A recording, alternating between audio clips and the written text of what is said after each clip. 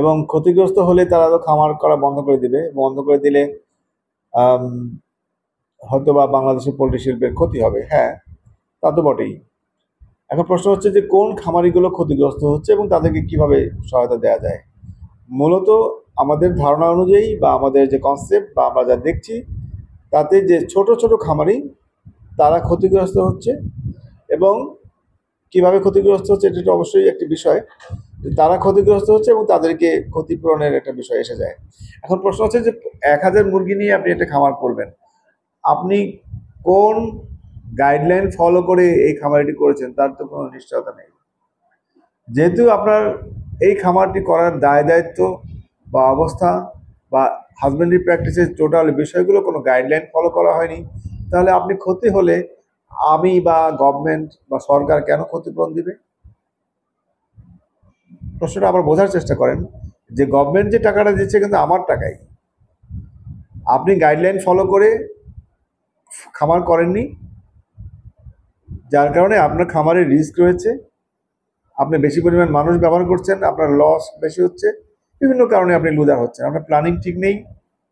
তাহলে আপনার ক্ষতির পূরণটা সরকার কেন দেবে, অর্থাৎ আমার টাকা দিয়ে কেন দেবে? এটা একটা বিষয়। 2 নম্বর বিষয় হচ্ছে যে আপনার এটা তো ইন্স্যুরেন্স, অন্য পৃথিবীর সকল দেশে ইন্স্যুরেন্সের ব্যবস্থা থাকে। ইন্স্যুরেন্সের ব্যবস্থা কখন থাকে? যখন কোনো রিস্ক ফ্যাক্টর, যেগুলো আনএক্সপেক্টেড, আননোন, যেগুলো আনঅ্যাভয়েডেবল রিস্ক ফ্যাক্টর থাকবে, সেই রিস্ক ফ্যাক্টর যদি আপনার খামারকে ইনফ্লুয়েন্স করে, তবে কিন্তু সেই ইন্স্যুরেন্স কোম্পানি আপনাকে ইন্স্যুরেন্স দিবে। গভর্নমেন্টও ইন্স্যুরেন্স করতে পারে। কিন্তু এই যে ছোট ছোট খামারি, সেই খামারিগুলোর ইন্স্যুরেন্স কোনো ইন্স্যুরেন্স কোম্পানি ইন্স্যুরেন্স করবে না আসলে। কারণ এই খামারি কোনো ধরনের গাইডলাইন ফলো করছে না এবং সবসময় এই খামারটি রিস্কে রয়েছে। তারপর রেজিস্ট্রেশন হয়তো নাই, আমার বাড়ির পিছনে একটা ঘর করে আমি হয়তো মুরগি পালতেছি, কোনো রেজিস্ট্রেশন নাই, কোনো কিছু নাই, আমার মুরগিগুলো মারা গেল বিভিন্ন কারণে, আমাকে ক্ষতিপূরণটা কে দিবে, কেন দিবে? এটা একটা বিরাট কোয়েশ্চেন। তো যার কারণে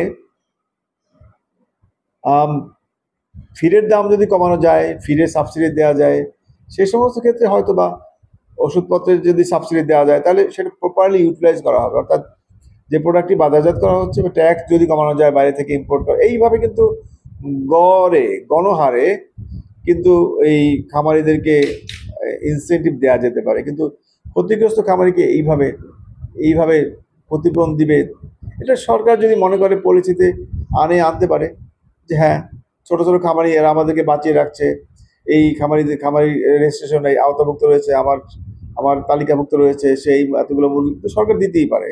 কিন্তু সেটা খুব রিস্ক রয়েছে, কারণ আনইথিক্যাল ওয়েতে হয়তো বা এই সুযোগ সুবিধা অনেকে নেওয়ার সম্ভাবনা রয়েছে। এবং যখন এই আনইথিক্যাল ওয়েতে এই সুযোগ সুবিধা নেবে, সত্যিকার অর্থে যে খামারি ক্ষতিগ্রস্ত হচ্ছে, সে খামারি হয়তো প্রপারলি এই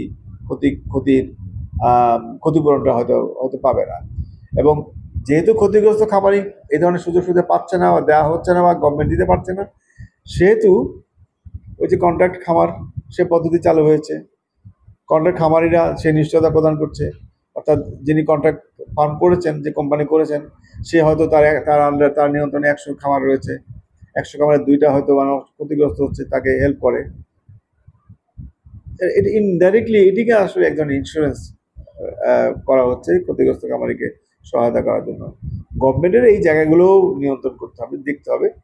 এইভাবে ইনডাইরেক্টলি, সরাসরি কিন্তু আসলে এইভাবে সহায়তা করার সুযোগ নাই এবং এটা সম্ভাবনা কম। গত সময়গুলোতে, বিগত 30 বছর ধরে আমরা কিন্তু এই কথা বলে আসছি, কিন্তু সেটা কিন্তু আসলে গভর্নমেন্ট করতে পারছে না, আমরাও নিচ্ছি না বা দিতে পারছি না। বিভিন্ন রকমের এনজিও, বিভিন্ন রকম প্রজেক্ট আসে, সেখান থেকে সাহায্য দেওয়ার চেষ্টা করা হয়, কিন্তু তাতে কিন্তু আসলে খামারির সাময়িকভাবে লাভ হচ্ছে, এটা বড় ধরনের লাভ না। যেমন ক্ষতিগ্রস্ত খামারিকে ইনসেন্টিভ দেওয়া যায় কীভাবে? ক্ষতিগ্রস্ত খামারিকে হয়তো অন্য একটা চাকরির সুযোগ করা যেতে পারে।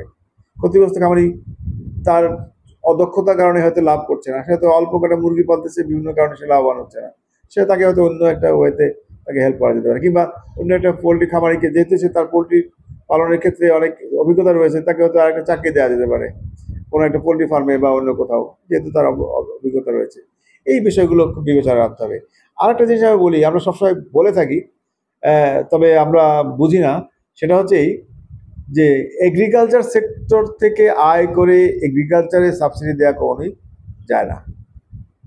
যদি সার্ভিস, একটা দেশের সার্ভিস এবং ইন্ডাস্ট্রি সেক্টরে যদি ডেভেলপমেন্ট হয় এবং সেই সেক্টরগুলোতে থেকে যে আয় হয়, রেভিনিউ আয় হয়, একটা দেশ ওই জায়গা থেকে কিন্তু সমৃদ্ধ হয়, ধনী হয়। এবং সেক্ষেত্রে কিন্তু এই পোলট্রি সেক্টরে বা এগ্রিকালচার সেক্টরে সাবসিডি দেওয়া যায়। অর্থাৎ এগ্রিকালচার সেক্টর নয়, সেক্টরের সাবসিডির জন্য সার্ভিস এবং ইন্ডাস্ট্রি সেক্টরে একটা দেশের ডেভেলপমেন্ট দরকার। সার্ভিস এবং ইন্ডাস্ট্রি সেক্টরে যখন ডেভেলপমেন্ট হবে তখনই এগ্রিকালচার সেক্টরে বা পোলট্রি সেক্টরে সাবসিডি দেওয়া যাবে। পোলট্রি বা এগ্রিকালচার সেক্টরে উন্নতি করে কিন্তু এটি কখনোই করা সম্ভব নয়। তো যার কারণে আমি মনে করি যে আসলে এটি সহজভাবে বলে দিলেই তো হয় না। গভর্নমেন্টের অর্থ আমাদেরই অর্থ।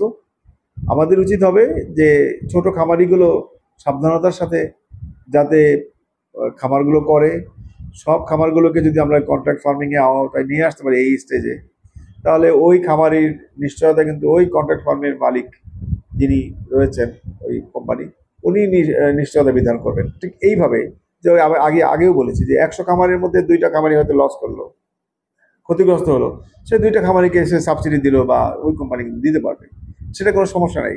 কিন্তু সরকার আলাদাভাবে দিতে পারবে, কারণ ওই খামার দুটি যেটি ক্ষতিগ্রস্ত খামার, সে কিন্তু ওই কন্ট্রাক্ট ফার্মিং এর যে মালিক তার নিয়ন্ত্রণে আছে। সে জানে বা দেখছে যে অলরেডি রেজিস্টার্ড ওই ওই খামার ওই ওই মানে কোম্পানির কাছে রেজিস্টার্ড, সে জানে যে এই খামার দুটো ক্ষতিগ্রস্ত হয়েছে নিশ্চিত, এবং সেখানে তাকে হয়তো বাঁচিয়ে রাখা হলো, অর্থাৎ তাকে আবার সুযোগ দেওয়া হলো যে আবার মুরগি রেয়ারিং করার জন্য। এইভাবে সম্ভব। সরাসরি আননোন ভাবে, ভাসমান ভাবে এখানে সেখানে ফার্মার করবে, ছোট ছোট খামারি করবে, তাকে সাবসিডি দিবে গভর্নমেন্ট, সেটি আসলে কোনোভাবেই মানে সেটি আসলে অমূলক। আর যদি বড় খামারি যদি সাবসিডির কথা বলি, বড় খামারিকে ক্ষতিগ্রস্ত খামার যদি বড় খামারি ক্ষতিগ্রস্ত হয়, সেটির ক্ষেত্রে যদি যেহেতু বড় খামারিগুলো নর্মালি রেজিস্টার থাকে, সে সব কিছুই তথ্যপাত্র গভর্নমেন্টের কাছে থাকে, সেক্ষেত্রে গভর্নমেন্ট সাহায্য করতে পারে। তবে এই সমস্ত ক্ষেত্রে সাধারণত ইন্স্যুরেন্স করা থাকে, এবং ইন্স্যুরেন্স করা থাকলে স্বাভাবিক কারণে ইন্স্যুরেন্স থেকে তো সে সাহায্য পেতেই পারে। তো এই জন্য মনে করি যে না, আসলে আমাদের সরাসরি কিছু করার নাই। ছোট ছোট খামারি ক্ষতিগ্রস্ত হলে পরোক্ষভাবে আমাদেরকে ব্যবস্থাপনা বা ব্যবস্থাপনার যে ধরন, সে ধরনকে পরিবর্তন করতে হবে, যাতে করে legally, ethically proper person, proper farm, proper সুযোগ পায়। সবাইকে ধন্যবাদ।